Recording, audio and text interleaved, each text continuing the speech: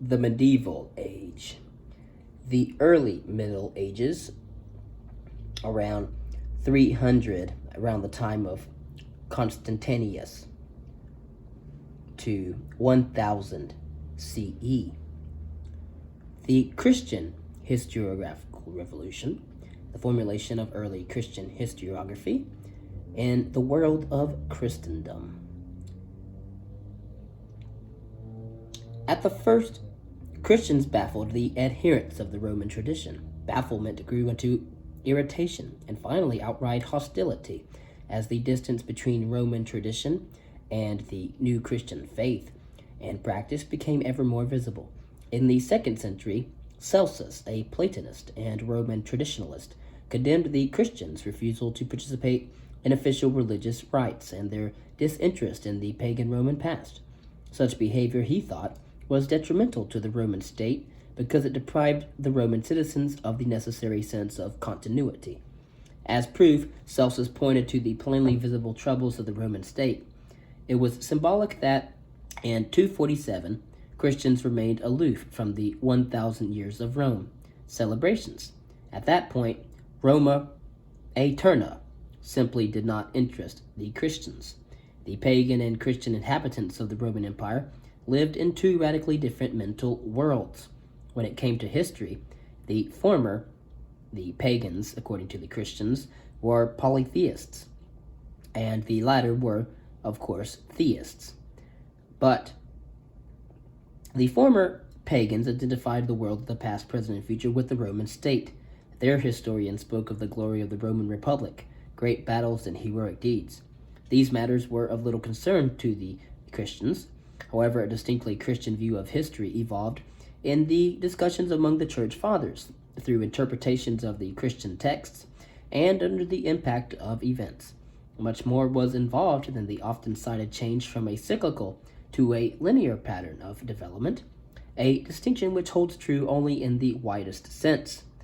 The great cosmic cycle of Plato and other philosophers in the Greek tradition, which repeated itself after thousands of years, did indeed yield to a world created ex nihilo and running its course only once. Of course, but within that course, Christians acknowledged cyclical configurations, particularly the cycle of sin or apostasy, judgment, retribution, restoration, affecting individuals and collective groups. The basic change came in asserting the Old Testament view, that of the Jews, and that of Judaism, that God worked his way in history. The Old Testament witnessed to the special relationship between the Jewish people and God, established by what was called the covenant in the patriarchal period, when God singled out the Hebrews to be his chosen people, promising them land to settle on and growth as people. That promise held hope for the future, as well as the threat of severe punishment whenever the Jews deviated from God's will or from proper worship of Yahweh. In short, the story of the Jewish tribes, a historical phenomenon, showed a divine design behind the observable events. God, who governed all the world and its events, did not, like the gods of the Greeks and Romans, act arbitrarily or share power with fate or fortune, but guided things directly and wisely. In the process, he revealed himself.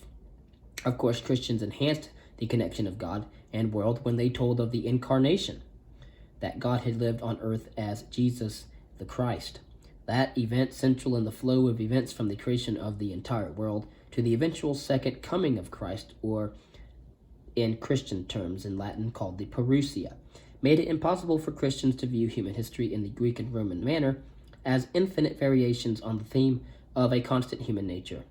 Instead, history showed a development with a unique beginning, central event, and ultimate goal, told by the religious text of the Jews and the Christians. Such a radically different understanding of human affairs would in time become extremely difficult to contain in a classical historiographical form. The Bible as a source of authority in the medieval age.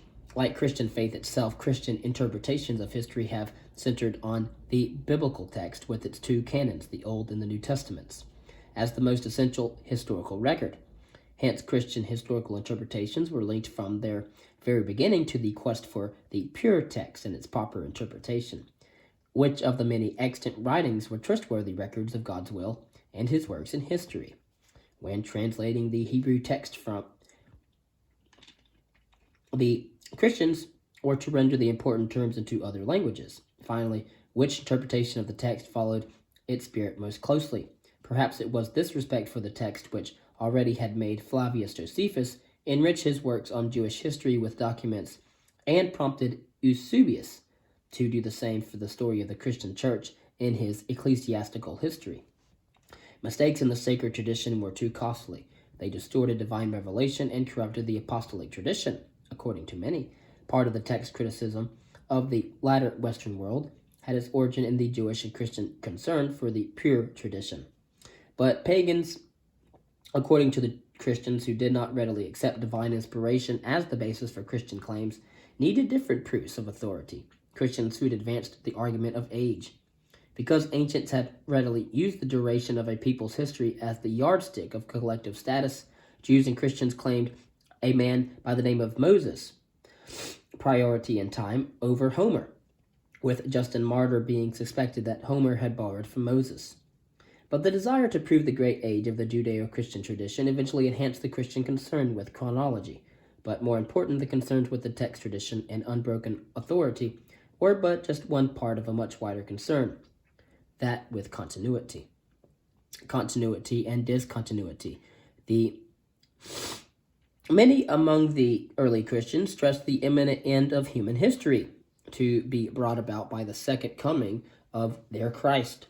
While Christians were undoubtedly influenced here by the apocalyptic and messianic vision among the post-exilic Jews, in a period of intermittent persecution and small hope for a Christianized world, an imminent end seemed a more logical, or at least a preferable explanation and expectation than that of a prolonged future. Scriptural indications for it could easily be found in the books of Daniel and Isaiah, the Gospel of Matthew, and the book of Revelation. Justin Martyr, Tertullian, and Hippolytus of Rome expected 1,000-year rule of Christ on earth, an age of hope, peace, and plenty, to precede the last judgment. But the Chiliasts and millenarians would hardly have produced a Christian historiography because their truncated future supplied little incentive for striving after a reconciliation between past, present, and future. A similar impedance to historiography would have resulted from an exclusive emphasis on the discontinuity brought about by Christ, which shortened not just the future but the past. The Marcionites did that when they rejected the Old Testament as invalid for Christians, and the Gnostics denied Christianity's historical nature when they considered the apostles as only partially knowledgeable and moved the discussion about Christ from the historical to the philosophical arena. But these views did not prevail. Christianity remained a religion of the two testaments. While the Old Testament had only imperfect knowledge of Christ, it nevertheless prophesied his coming and his work, but the New Testament in turn told of the fulfillment of these prophecies, and thus explained the Old Testament. Yet the events described in the two testaments were not linked together in an unbroken cause and effect chain.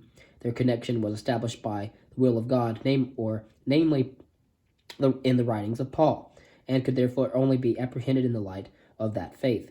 The characteristic methods for the harmonization of past, present, and future events were allegory, prefiguration, and typology.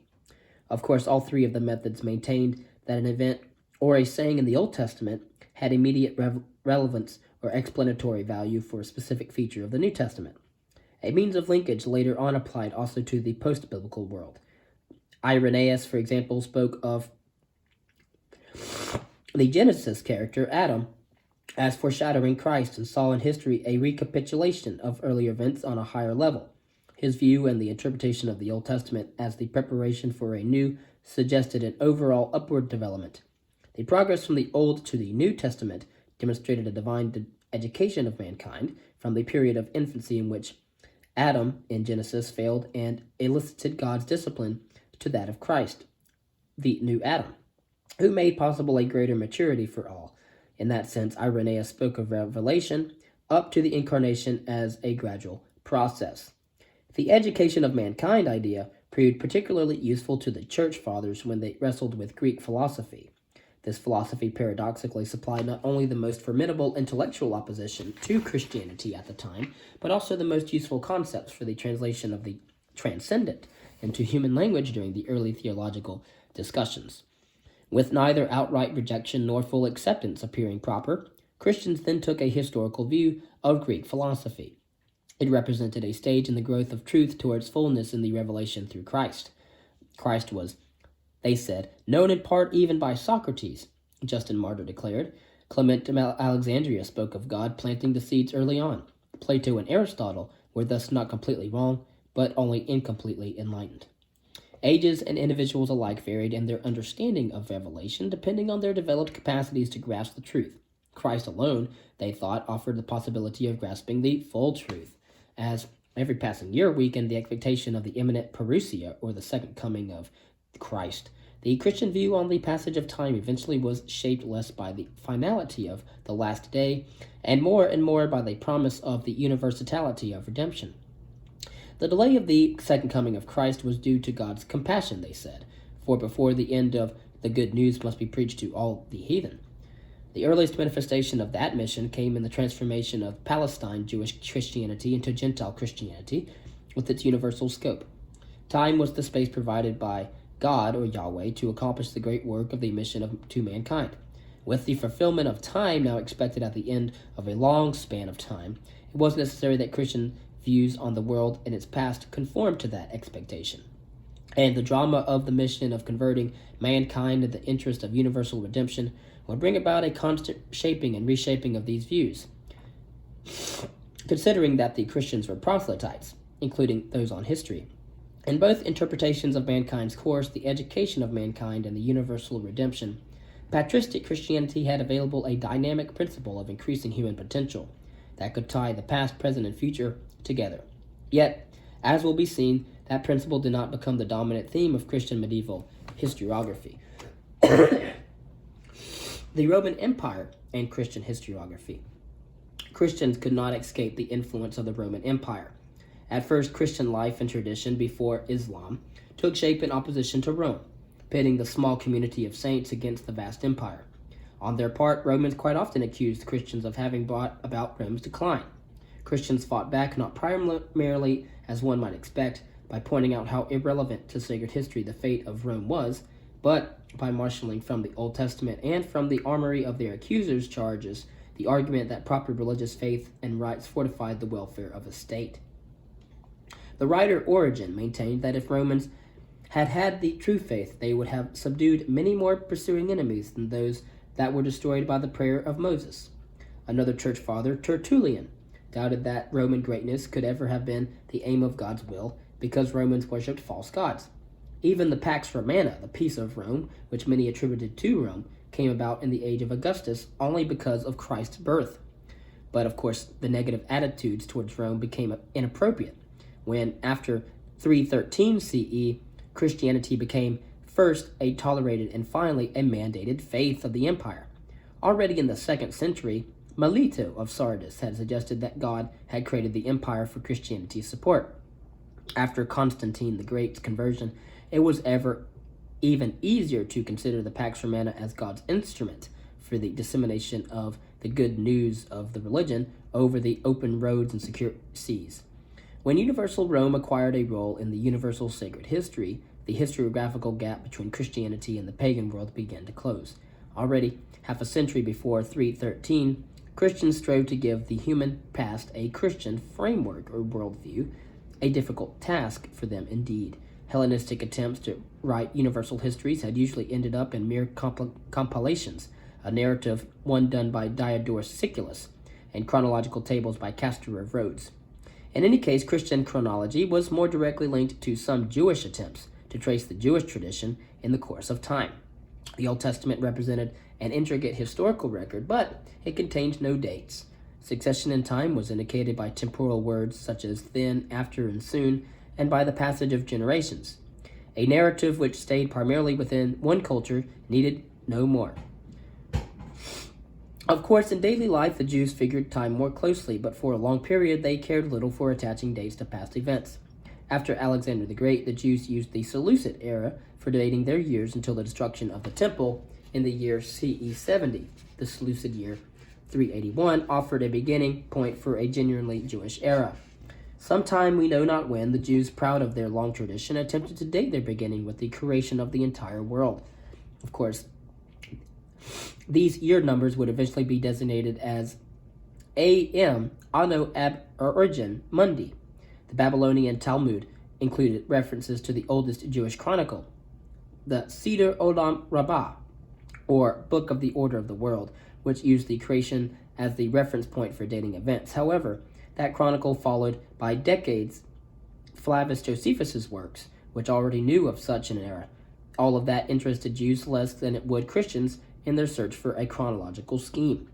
Late in the 3rd century, Sextus Julius Africanus's chronography began the series of early Christian histories, which ordered persons and events from Near Eastern, Greek, and Roman myths and histories into a Judeo-Christian time frame.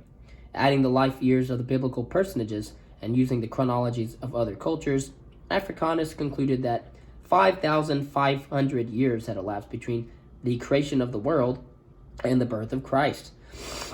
Of course, a contemporary of Africanus, Hippolytus of Rome, most likely knew the chronography and used it, except that his main aim was the computation of correct Easter dates. The correct achievement of patristic chronology came from Eusebius, bishop of Caesarea. He lived during the propitious early decades of the 4th century, when Emperor Constantine, whose close advisor Eusebius became, made Christianity a tolerated, if not a preferred faith, and even assisted in establishing an agreed-upon canon of faith through the Council of Nicaea in 325. The Roman Empire and Christianity became intricately linked, and so much so that the theology from that period has often been called imperial theology. Eusebius pronounced in its historiographical implications in his chronicle and ecclesiastical history. The chronicle signaled that in historiography too Christianity had triumphed. The core of this historiography was the chronological canons, for which Eusebius borrowed material from Hellenistic historians, especially from Castor of Rhodes. A typical page of the chronicle dealing with the earliest period listed side by side personages, rulers, and dynasties of the Assyrians, Sicyonians, the Egyptians, as well as the main figures and events of the Old Testament. More and more timetables and years were included as other nations became prominent. Then, when the unification of the Mediterranean world by Rome, the Roman and Judeo-Christian time series sufficed, with the Olympiad scheme acting as only a convenient control device. As for the date of Jesus Christ's birth, Eusebius placed it in the year 5198 from Adam, or 2015 from Abraham, a considerable distance away from Sextus Julius Africanus's 5500. The gap, due to the use of different versions of the Old Testament, assumed importance when Eastern histories and historians came to rely primarily on the scheme of Africanus, who wrote in Latin, whereas those in the West came to prefer that of Eusebius, who wrote in Greek. Jerome's translation of Eusebius's chronicle made Eusebius the basic for many Latin world chronicles, until Bede suggested a different time scale. Indeed, during the medieval ages, it was very common that many people thought that the world was only 5,000 years old. Indeed, for many years after Eusebius, the World Chronicle as a type of history changed its title little. Those who tried their hands at chronicling, among them Prosper Tiro, produced minor works, chronological works for pushing against a clear limit. As long as narratives and interpretations were issued, little was left but to refine the World Chronicle's time schemes. Eusebius was no panegyrist of the Roman Empire. He and other Christians knew that the Christian church and the empire were not identical. The proper Christian history was the sacred story, as demonstrated by Eusebius's pioneering ecclesiastical history. Written in the years of triumph to give an account of the lives of Jesus Christ and the apostles, it told about the people of faith, teachers, writers, martyrs, and bishops, and about persecutions as well as the final victory.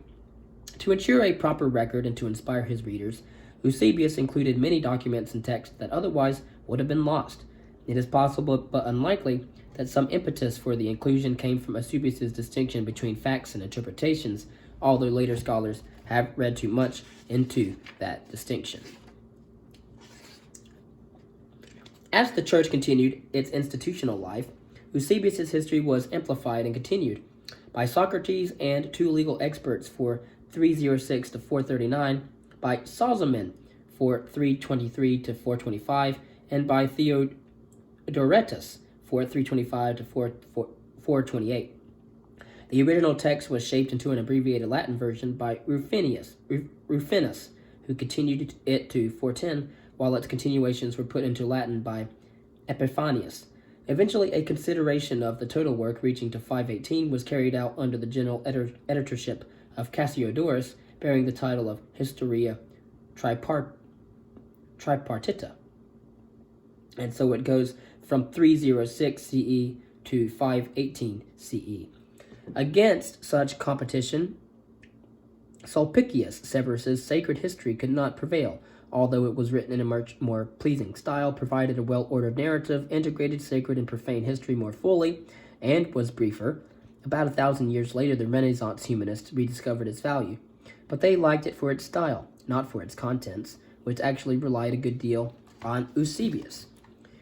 The Christian organization of time. Christians agreed that mankind's development proceeded on a timeline or time scale from the creation of the world to the last judgment, or the end of the world, with Christ's work and death as the central event. But how many years would that history encompass? And with God's providence guiding the world's destiny, what were the special providential acts that could help structure this long stretch of years? The duration of the world had been of burning interest to the Chiliasts and remained a concern even after the Chiliasm had faded. The 2nd century epistle of Barnabas testified to the early beliefs in a world lasting 6,000 years. Eventually, widely accepted, the number 6,000 was derived from the interpretation of biblical passages. First, the book of Genesis told of the creation of the world in 6 days and of one last day of rest.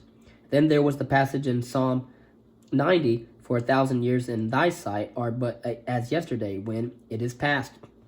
And then from the 2nd epistle of Peter, sounds a similar note when it says that with the Lord 1 day is like 1,000 years and 1,000 years is like 1 day.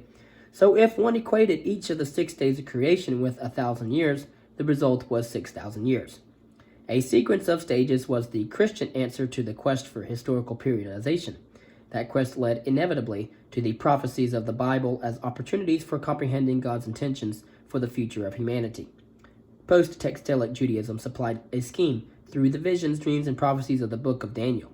One story tells of how Nebuchadnezzar, king of Babylon, dreamed of a statue. Its head was of fine gold, its breast and arms were of silver, its belly and thighs of bronze, its legs of iron, and its feet partly of iron and partly clay.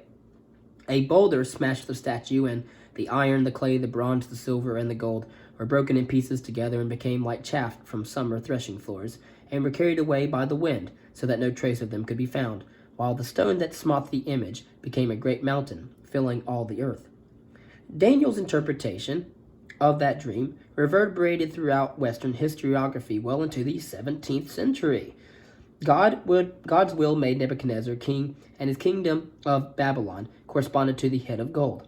After the Babylonian kingdom, there shall arise another kingdom inferior to you, then a third kingdom of bronze, which shall rule over all the earth, and the fourth kingdom shall be as strong as iron. Of course, as Christians saw it, Daniel prophesied a sequence of 4 kingdoms or empires throughout history, which would end in a noble eternal kingdom, just as the boulder had grown into a great mountain. A similar message came from Daniel's visions of the 4 beasts rising after the other from the sea. The New Testament offered the dramatic sequential opening of the 7 seals in the book of Revelation as a prophetic scheme for structuring time.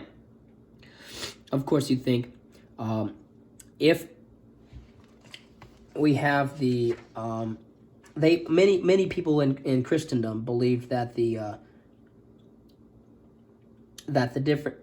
4 different kingdoms. The first was Babylon. The second was the Median Empire. The third empire, the Persian Empire. The fourth empire, the Romans, and then the last and fifth empire would be Christ's millennial reign. That would triumph over the Roman Empire. Of course, when they came to 1000 and the world did not end, they had to revise their story. But in any sense, even more frequent were schemes of world ages or eras, aetates mundi. In one such early scheme, Origen interpreted the parable of the vineyard mentioned in Matthew as foreshadowing 5 periods of world history. Later schemes with 6 or 7 periods were more numerous, all of them based on the biblical record of God creating the world in 6 days and resting on the 7th.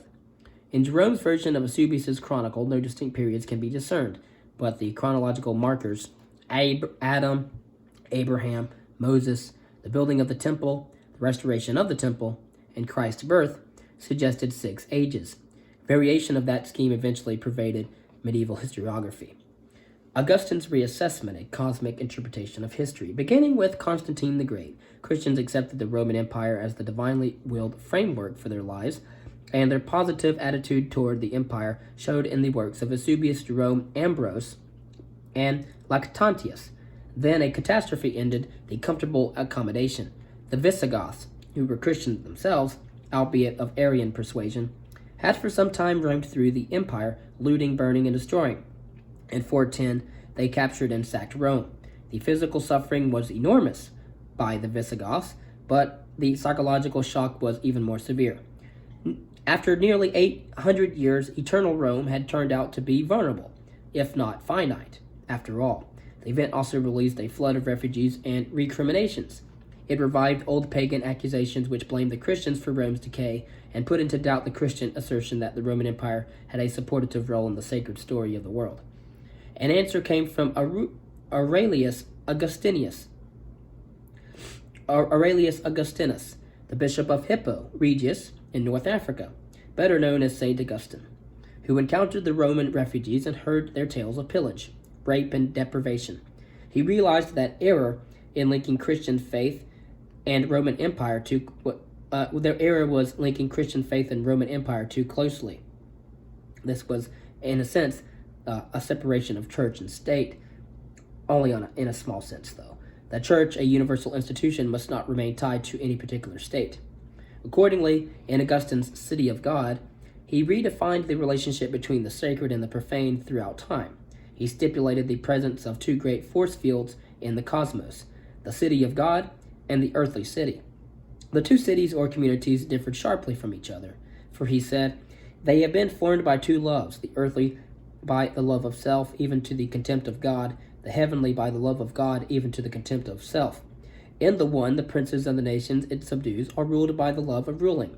In the other, the princes and the subjects serve one another in love, the latter obeying while the former take thought for all. But in the other city, the city of God, there is no human wisdom, but only godliness, which offers due worship to the true God, and looks for its reward in the society of the saints, of holy angels as well as holy men, that God may be all in all."